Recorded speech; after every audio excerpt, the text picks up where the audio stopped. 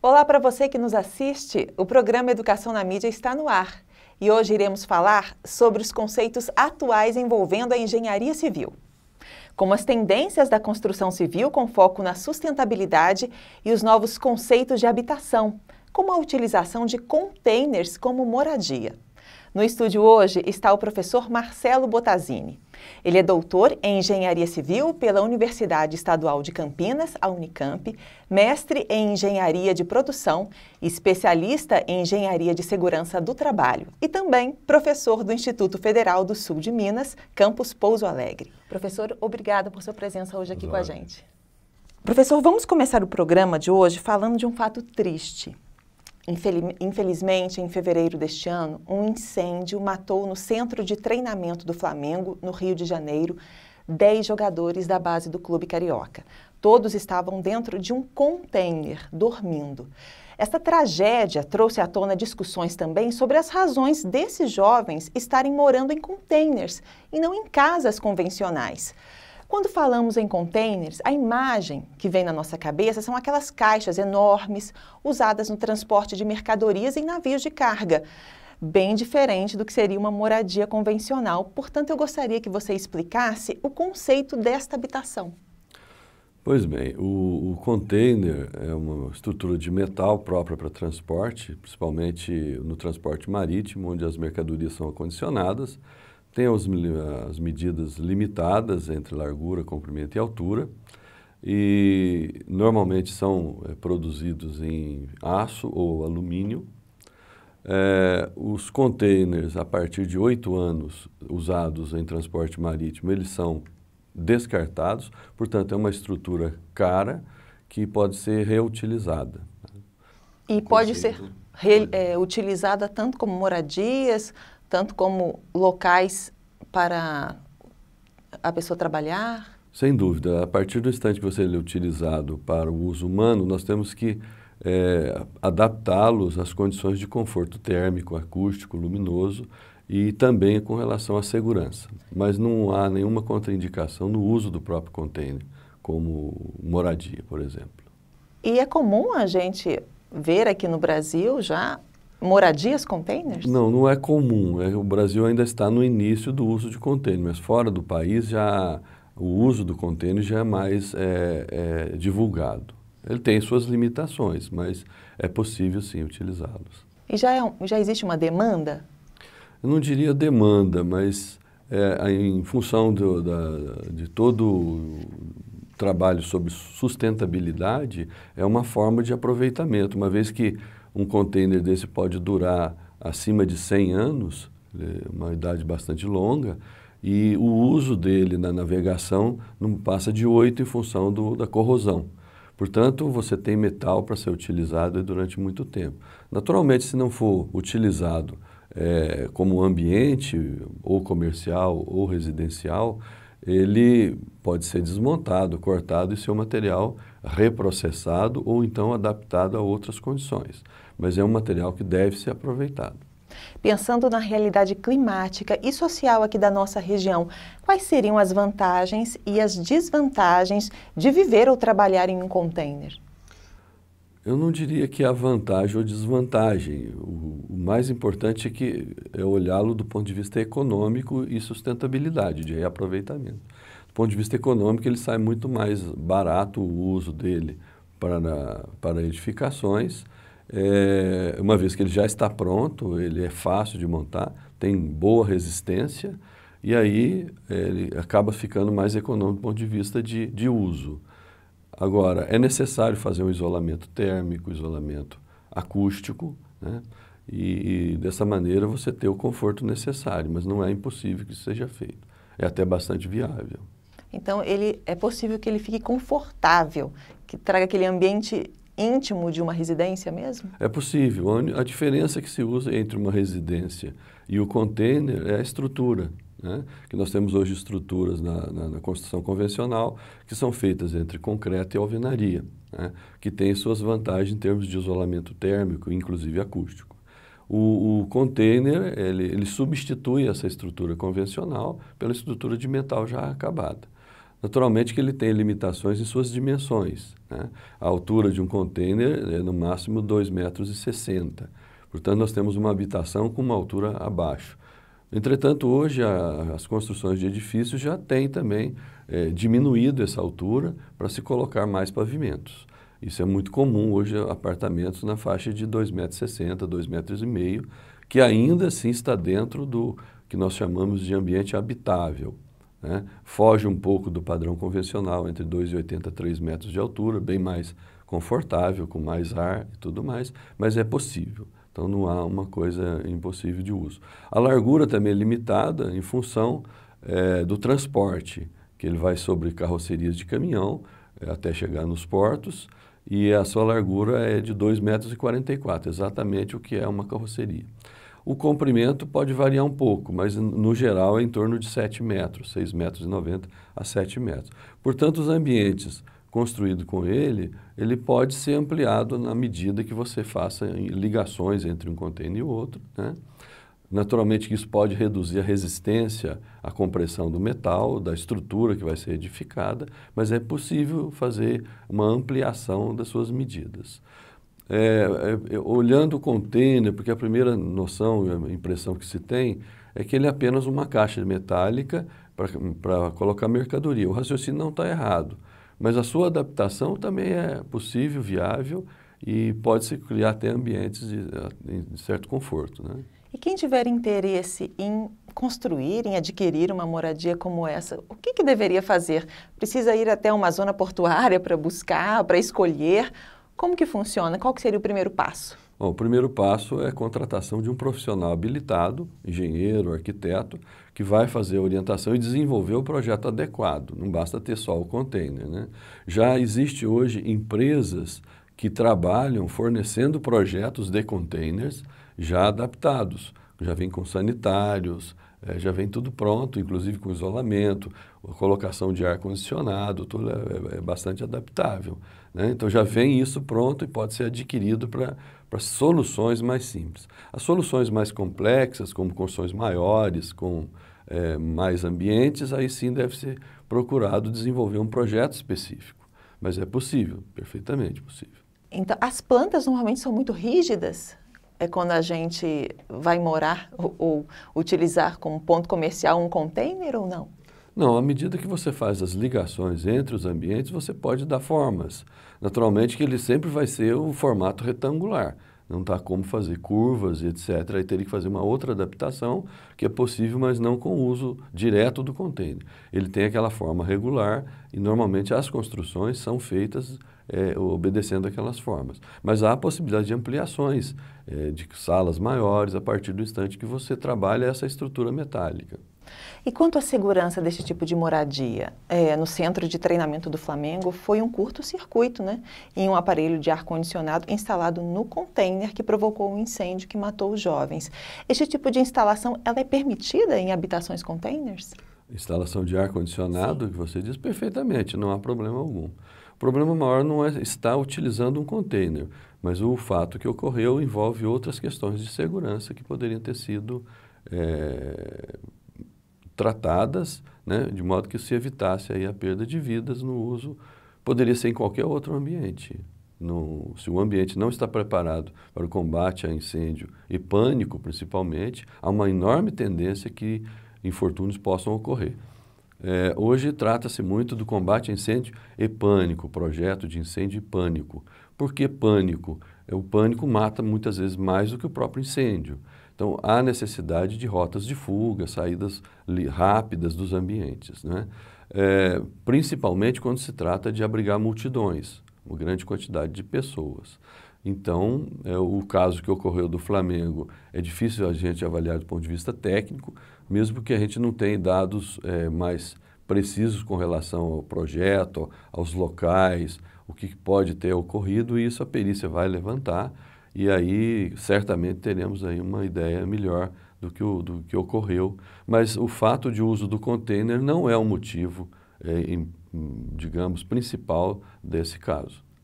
São muitas as curiosidades sobre a utilização destes containers como moradias. Com certeza ainda temos mais pontos para abordar, mas agora a gente vai para um rápido intervalo e voltamos com outras informações. Não saia daí.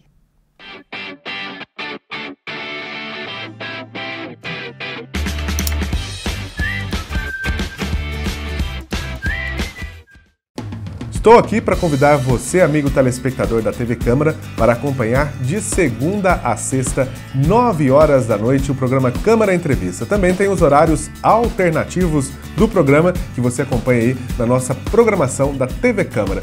De segunda a sexta, Câmara Entrevista, aqui pela TV Câmara Pouso Alegre.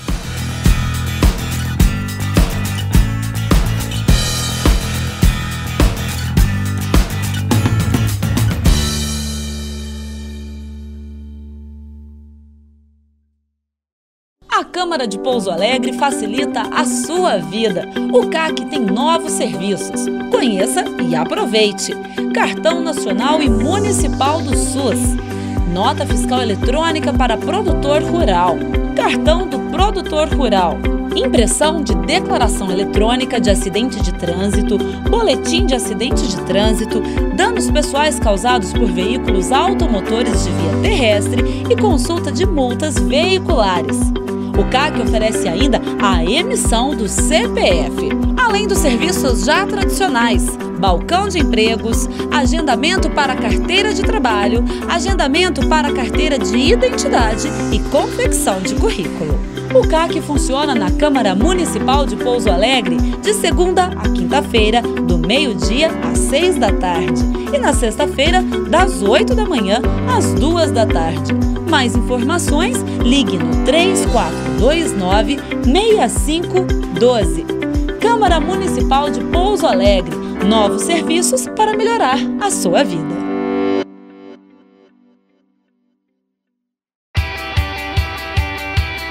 Conheça os vereadores da legislatura 2017-2020. Presidente da Câmara, vereador Oliveira Altair, do MDB. Vice-presidente, vereador Wilson Tadeu Lopes, do PV. Primeiro secretário, vereador Bruno Dias, do PR. Segundo vice-presidente, vereador Arlindo da Mota Paz, do PSDB. Segundo secretário, vereador Odair Quincote, do PPS. Os vereadores: Adelson do Hospital, do PR. Adriano da Farmácia, do PR. André Prado, do PV. Campanha do PROS. Dito Barbosa, do PSDB. Dr. Edson, do PSDB. Leandro Moraes, do PPS. Professora Marileia Franco, do PSDB. Rafael Abolafio, do PV. Rodrigo Modesto, do PTB. Esses são os vereadores da legislatura 2017-2020 da Câmara Municipal de Pouso Alegre.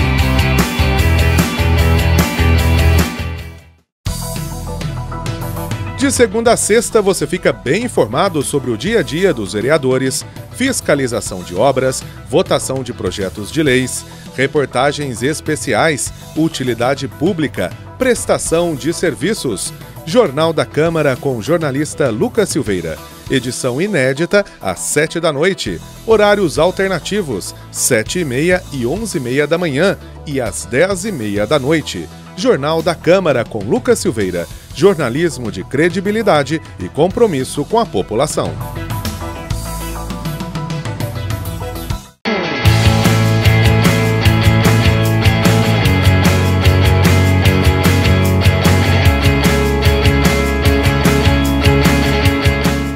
Sou o delegado José Walter, da Polícia Civil de Pouso Alegre. Estamos aqui para dar dicas de segurança para a população. Desconfie daquilo que é muito fácil. Se você for fazer algum negócio, cheque as informações, procure saber a procedência, procure evitar dar sinais em dinheiro ou fazer depósitos em boletos bancários para pessoas que você não conhece. Anote o número da conta, da agência bancária, a bandeira do banco. Se cerque dos cuidados para você evitar de cair no golpe.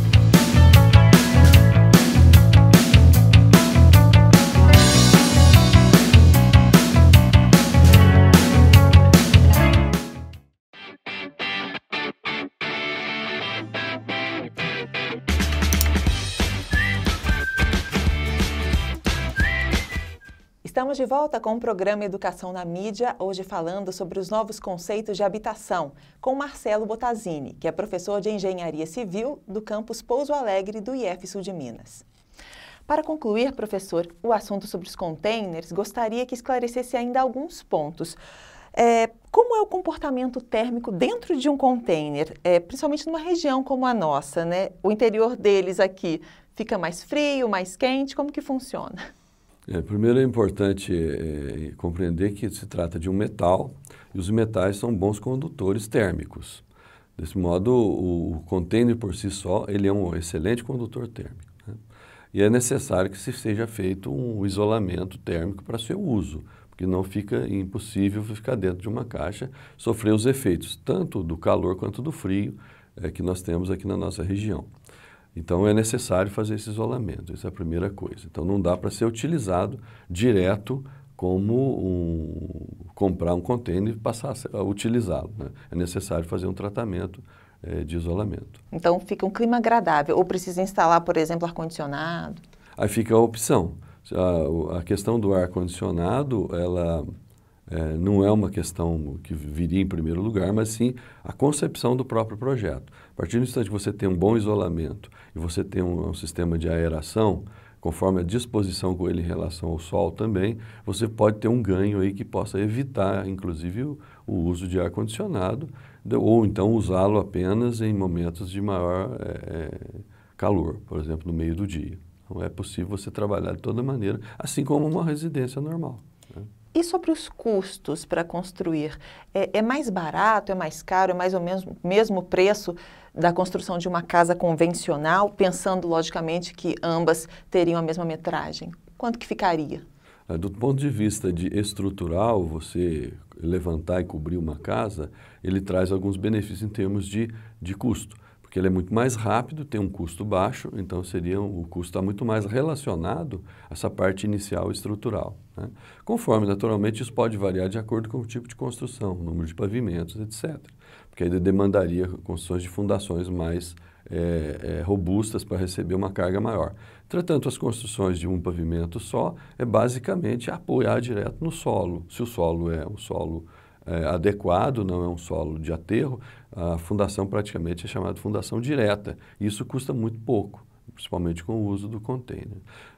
Por outro lado, o acabamento que se dá e os tratamentos que tem que se dar, ele eleva um pouco o custo, mas ele está dentro do que seria mesmo uma casa convencional ou uma área comercial convencional. É muito diferente a instalação hidráulica, então, de revestimento, em um container para uma casa convencional? Não, a instalação é a mesma.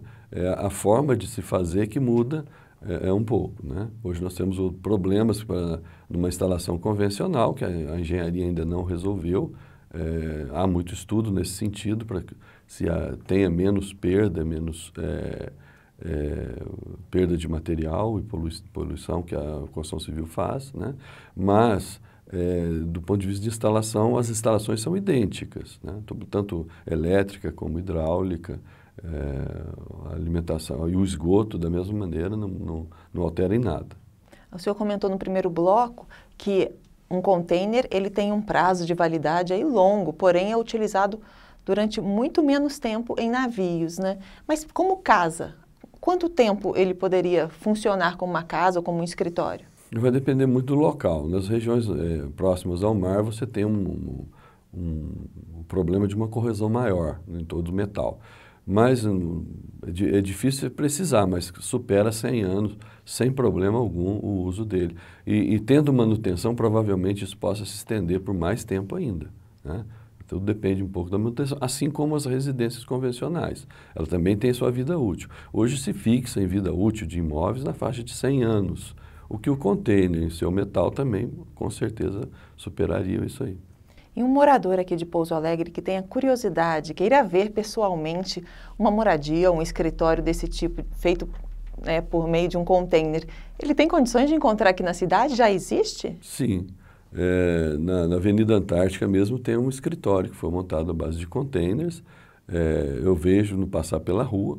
E o campus Pouso Alegre, a guarita de acesso a ele foi também instalado um container com todo o conforto para o pessoal trabalhar. Existem containers também sobre rodas? Sim, perfeito. Os food trucks são muito utilizados, são muito bem aproveitados. Isso a gente vai encontrar em muitos lugares. Professor, além dos containers, há uma tendência de construir habitações cada vez menores, de 20, 30 metros quadrados.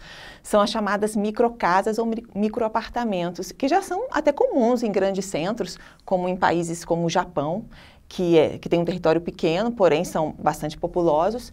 Mas e aqui no Brasil, especificamente na nossa região, já é uma realidade essa tendência? Essa tendência vem do ponto de vista econômico, você construir um maior número de habitações com menor custo. Então, o foco é bastante econômico, né?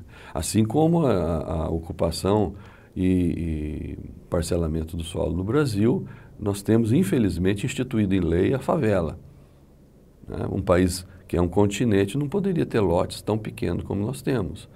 Nós temos que ter um parcelamento de solo muito superior. Ainda pode dividir, às vezes, o lote ainda na metade. E a concentração e o parcelamento exíguo de solo faz com que se construam cada vez residências com menor conforto, né? Lembrando que nós, numa edificação, nós temos que ter conforto térmico, acústico, nós temos que ter ar, nós temos que ter um jardim, nós temos que ter uma insolação bem adequada, aeração adequada, de modo que você vive em conforto, inclusive sem a necessidade de uso de instrumentos como ar-condicionado, né, que não trazem conforto. Ele é um mero paliativo, uma vez que o organismo humano necessita de fazer trocas térmicas e ele está em perfeito estado de conforto quando ele faz isso, né?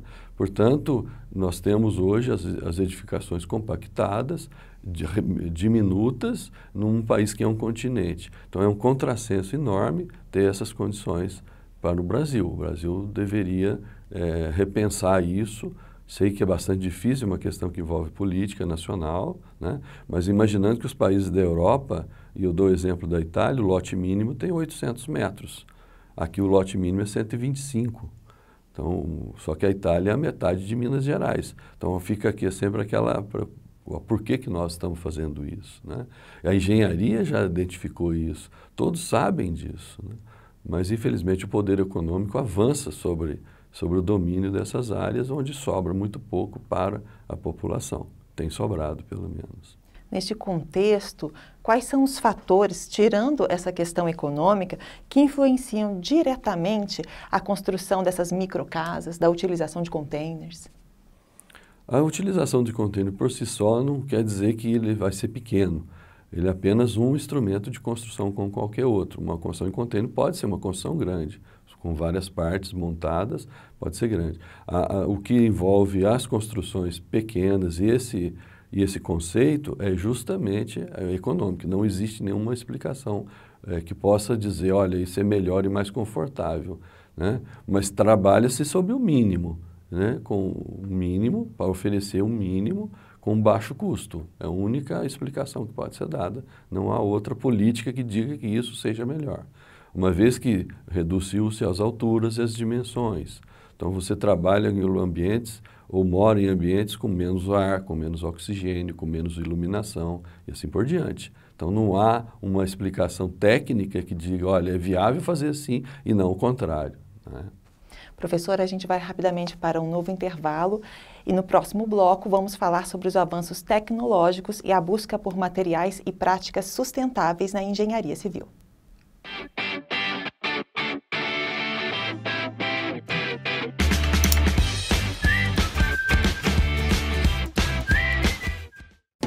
Estou aqui para convidar você, amigo telespectador da TV Câmara, para acompanhar de segunda a sexta, 9 horas da noite, o programa Câmara Entrevista. Também tem os horários alternativos do programa que você acompanha aí na nossa programação da TV Câmara. De segunda a sexta, Câmara Entrevista, aqui pela TV Câmara Pouso Alegre.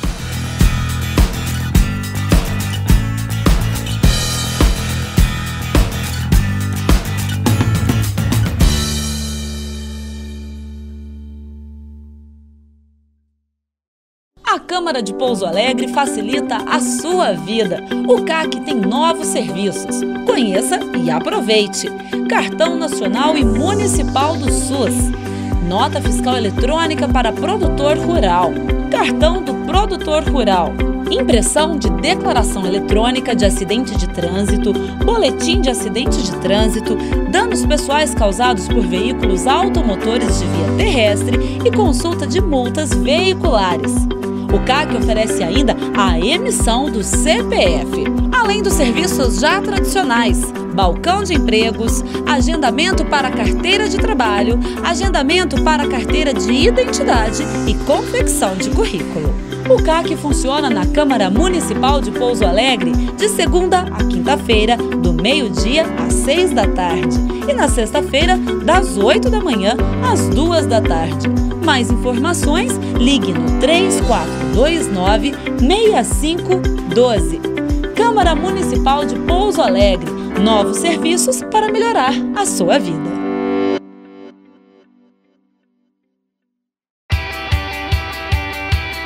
Conheça os vereadores da legislatura 2017-2020. Presidente da Câmara, vereador Oliveira Altair, do MDB. Vice-presidente, vereador Wilson Tadeu Lopes, do PV. Primeiro secretário, vereador Bruno Dias, do PR. Segundo vice-presidente, vereador Arlindo da Mota Paz, do PSDB. Segundo secretário, vereador Odair Quincote, do PPS. Os vereadores: Adelson do Hospital, do PR. Adriano da Farmácia, do PR. André Prado, do PV. Campanha do PROS. Dito Barbosa, do PSDB. Dr. Edson, do PSDB. Leandro Moraes, do PPS. Professora Marileia Franco, do PSDB. Rafael Abolafio, do PV. Rodrigo Modesto, do PTB. Esses são os vereadores da legislatura 2017-2020 da Câmara Municipal de Pouso Alegre.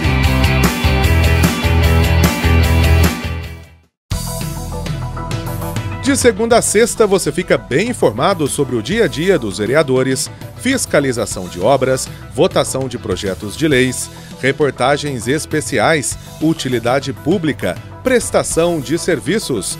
Jornal da Câmara com o jornalista Lucas Silveira. Edição inédita às 7 da noite. Horários alternativos, 7h30 e 11h30 da manhã e às 10h30 da noite. Jornal da Câmara com Lucas Silveira. Jornalismo de credibilidade e compromisso com a população.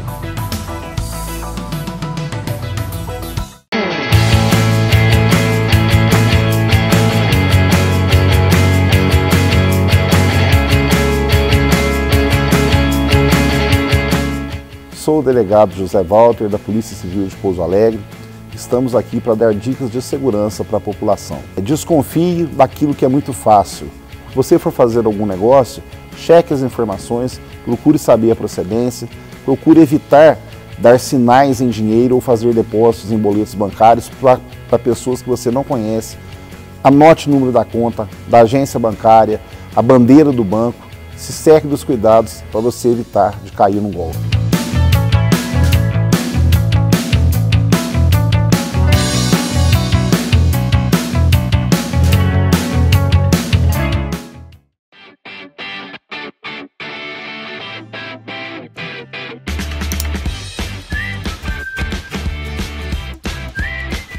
Estamos de volta com o programa Educação na Mídia, uma parceria entre o Instituto Federal do Sul de Minas e a Câmara Municipal de Pouso Alegre.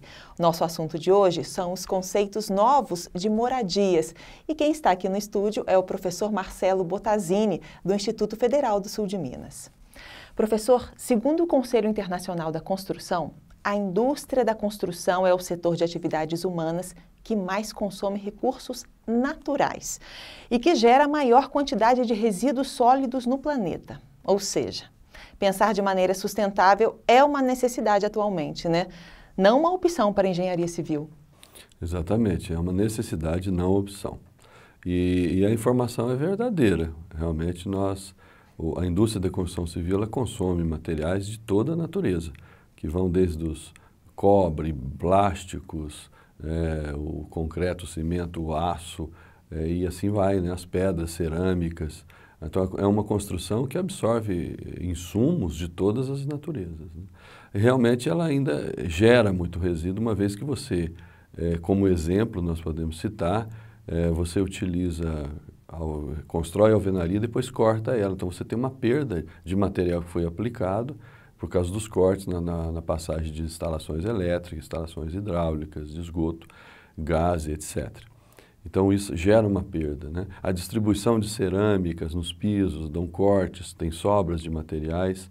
Muitas questões dessas são muito difíceis de lidar, embora haja já tentativas de pesquisadores no sentido de minimizar esses cortes utilizando alvenarias com furos, de modo que você tenha menos impacto com relação ao uso dentro da borracha de plásticos nos dutos e a passagem direta de fiações, por exemplo. Então há um trabalho nesse sentido, mas é bastante difícil de equacionar, uma vez que os projetos são diferentes, as condições muitas vezes dos locais são diferentes, né? Outras questões que envolvem a construção civil, o uso de materiais de origem mineral também, que demanda um uso muito grande. Portanto, hoje nós imaginamos que em torno de 25% a 30% de perda de material, que possa levar para a natureza de modo inadequado também, né? A gente ouve falar de alguns projetos como prédios verdes. Esses são algumas ações, essas são algumas ações que podem estar sendo utilizadas para resolver certos problemas? Exatamente, certo. Quando nós tratamos de prédios verdes, nós estamos tratando de prédios com baixo consumo de energia, de água, o reuso de águas, né, que é muito importante. Uma questão que pouco tratada no país e que tem um impacto gigante na construção, nas construções e na vida urbana, são, por exemplo, a falta de coleta de água de chuva. A gente pode imaginar uma cidade igual São Paulo, que qualquer chuva alaga-se, né, e faz grandes alagamentos. Se cada edifício, a cidade tem que ser olhada como um grande telhado. A partir do instante que você constrói sobre o solo e não deixa espaço para absorção de água, o que ocorre? Essa água vai caminhar pelas superfícies.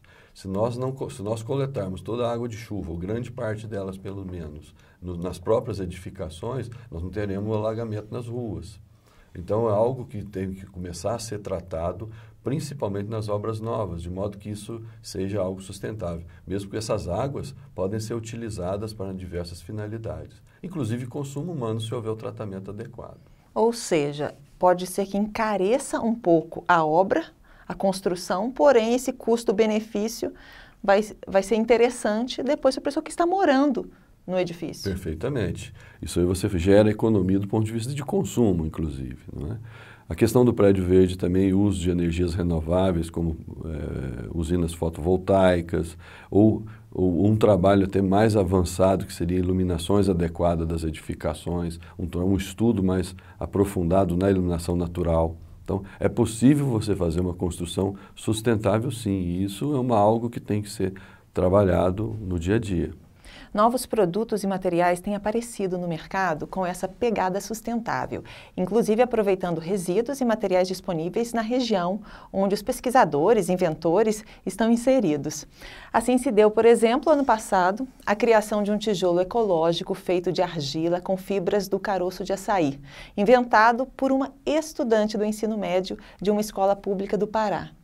Daí eu lhe pergunto, professor, qual o papel da escola, da universidade, na construção de um novo paradigma para a engenharia civil com foco na sustentabilidade? Perfeitamente. Principalmente nós, no Instituto que é tecnológico, nós temos que investir em inovações.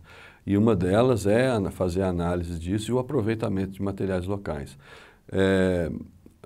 Há já estudos e pesquisas relacionadas aos próprios ambientes. Hoje o Brasil ainda engatinha com relação à construção civil. Nós temos a mesma construção civil feita no Rio Grande do Sul e ela é replicada no norte do Brasil. E nós podemos imaginar que são ambientes absolutamente diferentes e com recursos naturais diferentes. E é importante a arquitetura e a engenharia pensar de modo em uso de materiais dos locais, porque esses materiais são o que vão dar a garantia de que a sua edificação vai ser a mais confortável possível para aquele local. Então você veja que nós passamos muito frio dentro das construções no Rio Grande do Sul e morremos de calor nas construções no Nordeste. Então o fato de se fazer uma caixa de vidro e pôr ar frio dentro é um conceito americano de conforto do uso de ar-condicionado, que foi isso que gerou, não traz esse tipo de benefício humano. O IFSU de Minas, ele tem se destacado como instituição sustentável, inclusive conquistou ano passado o 6º lugar num ranking das instituições de ensino brasileiras mais sustentáveis do mundo, avaliadas pelo Green Metric.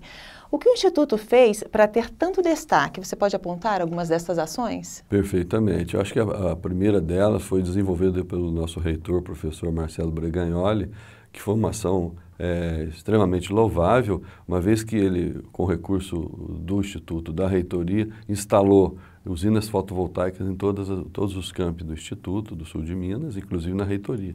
Hoje, no campus Pouso Alegre, que eu posso responder, ele chegou a economizar em torno de 40% a 45% no consumo de energia. Então, nós não vamos nem tratar do ponto de vista econômico, que é um impacto positivo muito grande, que sobrou recurso para investir em outras áreas da educação, mas também do ponto de vista de responsabilidade com a sustentabilidade do país. À medida que você consome menos energia, você tem menos necessidade de gerar energia. Então, essa creio eu, que tenha sido o carro-chefe aí em vencer e receber esse prêmio internacional. O outro fato é o reuso de águas, que foi implantado em alguns campi, na reitoria, e imagino que as novas ações que vão ser colocadas vão ser sempre nesse sentido.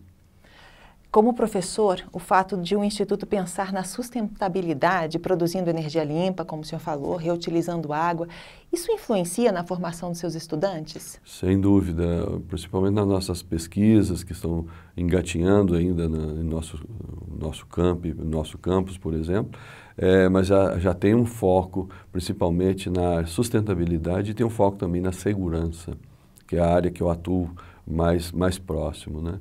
Levando sempre em consideração que segurança e sustentabilidade são duas coisas, são irmãs gêmeas, e a partir do instante que você faz algo sustentável, também é algo seguro, né? Por incrível que pareça, elas estão absolutamente relacionadas. Então, esse trabalho que o Instituto tem feito e no nosso dia a dia, com certeza vai fazer diferença para todos os nossos alunos aí, e cidadãos e profissionais que vamos colocar aí para atuar junto à sociedade, e a gente faz isso permanentemente todos os anos. Professor, nosso programa chegou ao fim, gostaria de agradecer a sua presença aqui e também por ter compartilhado tantas informações importantes. Eu que agradeço a oportunidade de estar aqui e poder compartilhar um pouco das experiências que a gente acumulou ao longo desses anos. Muito obrigado. Eu que agradeço. Se você perdeu alguma parte deste programa, veja os horários alternativos de exibição do Educação na Mídia na TV Câmara de Pouso Alegre. Ou acesse o canal TV IFSU de Minas no YouTube, onde a entrevista de hoje vai estar disponibilizada na íntegra. Até o próximo programa.